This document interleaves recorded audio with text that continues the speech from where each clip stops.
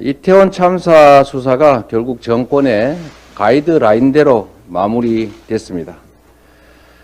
경찰 특수본은 이번 참사를 명백한 인재라고 판단하면서도 그 책임을 일선 공무원들에게만 부담시키는 결과를 발표했습니다.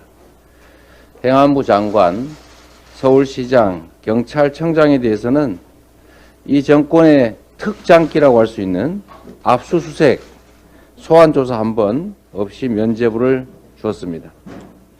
국민과 유족 어느 누구도 납득할 수 없는 수사 과정이었고 수사 결과입니다.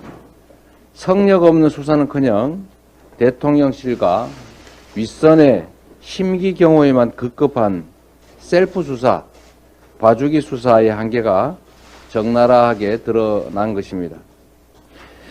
윤석열 정권의 진상규명 의지가 없다는 것이 분명히 확인됐습니다.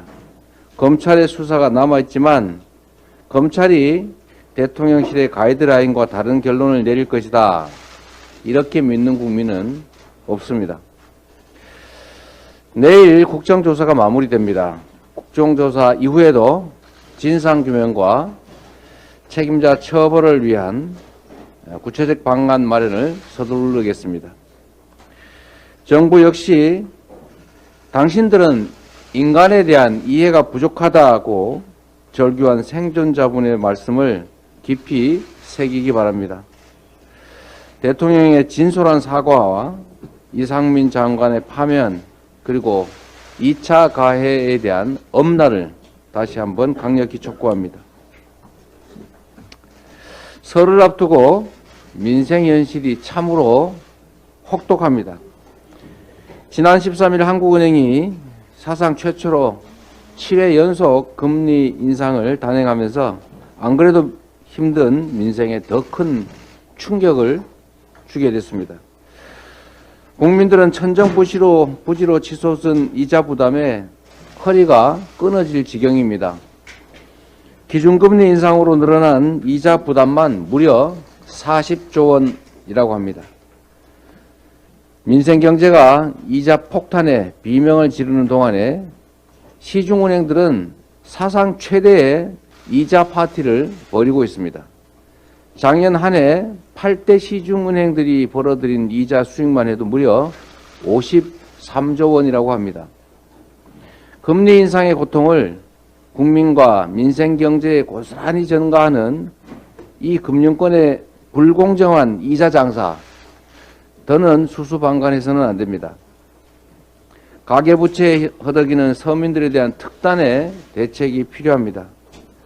폭증한 은행 빚을 각자 알아서 해결하라라는 부채 방임주의, 부채 각자 도생만 강요하다가는 경제의 근간이 허물어질 수 있습니다. 저는 이 문제에 대한 해결을 위해서 가계부채 대책 3대 대책을 포함해서 긴급 민생 프로젝트 정부에 제안한 바 있습니다. 고금리 고물가로 민생 고통이 극심한 지금이야말로 정치가 행동할 때입니다.